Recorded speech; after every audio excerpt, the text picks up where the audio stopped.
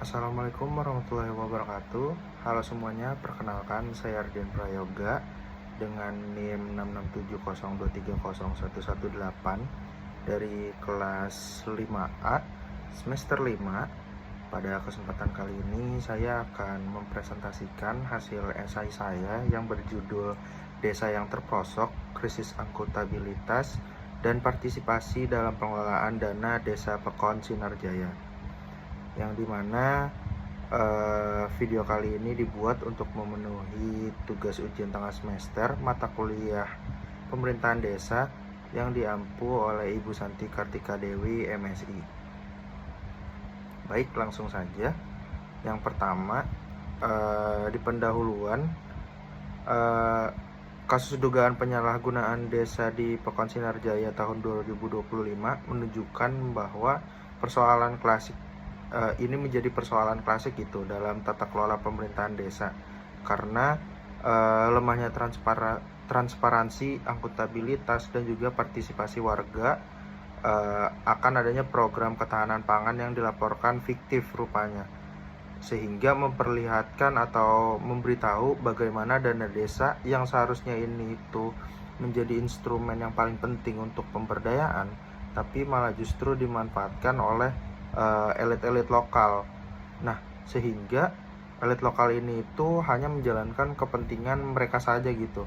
Dan akhirnya kasus ini itu menegaskan bahwa pelaksanaan Undang-Undang Nomor 6 Tahun 2014 tentang desa belum sepenuhnya berhasil dan mampu menciptakan tata kelola pemerintahan yang partisipatif dan juga berkeadilan.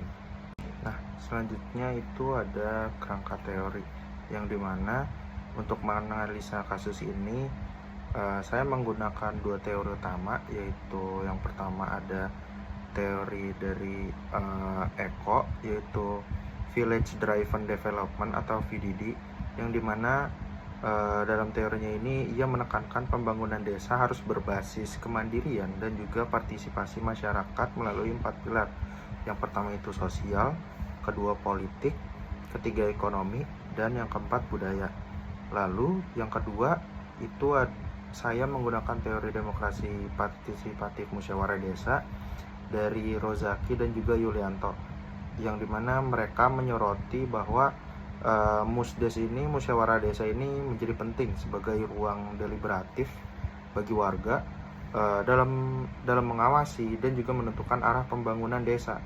Nah, jadi kedua teori ini itu saling melengkapi satu sama lain dalam mewujudkan prinsip good village governance yang akuntabel dan tentunya berpusat pada warga dan juga aspirasi mereka.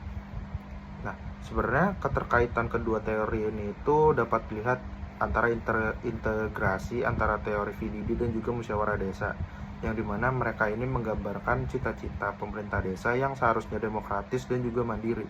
Tentu VDD memberi dasar konseptual agar desa ini menjadi sebuah subjek pembangunan, sedangkan dari musdes berfungsi sebagai mekanisme kontrol sosial, sehingga ketika dua-duanya ini gagal dijalankan seperti di Pekon Sinarjaya, maka desa tentu kehilangan kedaulatan politiknya gitu, karena akuntabilitas sosial itu tidak terlaksana, sehingga pembangunan desa juga berubah menjadi elit sentris dan tertutup. Selanjutnya, dalam menganalisis kasus ini, kita perlu tahu bahwa kasus di Sinarjaya ini menunjukkan pola penyalahgunaan yang serupa dengan banyak desa lain di Indonesia, seperti laporan fiktif dan juga markup anggaran, yang dimana itu dimulai dari kepala desa dan juga perangkat-perangkat desa yang menjadi aktor utama karena lemahnya sistem pengawasan, sehingga masyarakat ini keterlibatannya itu minim. Terus juga musyawarah desa yang seharusnya itu menjadi alat atau berfungsi sebagai wadah pengawasan publik justru malah tidak digunakan, sehingga perannya itu hilang. Sehingga fenomena elite capture ini terjadi ketika segelintir pihak ini itu menguasai keputusan publik, sedangkan masyarakat tidak diberi ruang deliberatif untuk berpartisipasi dan juga ikut serta dalam merumuskan kebijakan atau menyampaikan aspirasinya. Lalu masuk di bagian refleksi dan juga rekomendasi. Kasus ini sebenarnya menggambarkan kegagalan dalam menerapkan prinsip-prinsip transparansi, baik itu akuntabilitas dan juga partisipasi publik tentunya.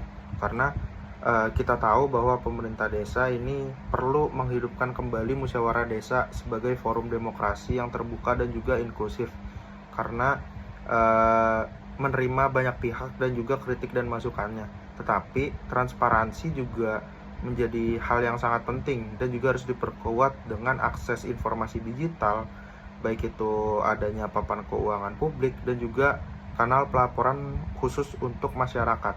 Nah, selain itu, lembaga pengawasan warga dan juga peran aktif BPD harus dimaksimalkan dan juga dioptimalkan, serta pemerintah daerah ini perlu memperkuat pendampingan dan juga pendidikan politik bagi masyarakatnya, sehingga partisipasi masyarakat untuk kedepannya ini menjadi budaya, bukan hanya sekedar formalitas dari pelengkap instrumen politik seperti itu.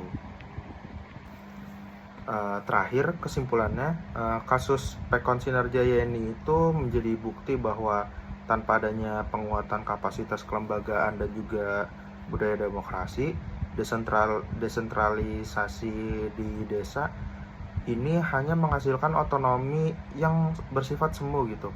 Karena implementasi teori yang saya gunakan yaitu Village Driven Development atau VDD dan juga Musdes, Musyawarah Desa, ini bukan hanya menjadi kunci teori, tetapi menjadi dasar untuk mewujudkan pemerintahan desa yang partisipatif, transparan, dan juga berkeadilan. Karena dengan diperkuatnya akuntabilitas sosial serta kontrol publik, tentu desa-desa dan juga desentralisasi ini menjadi fondasi pembangunan nasional yang akarnya itu dimulai dari kemandirian dan juga partisipasi dari masyarakatnya itu sendiri.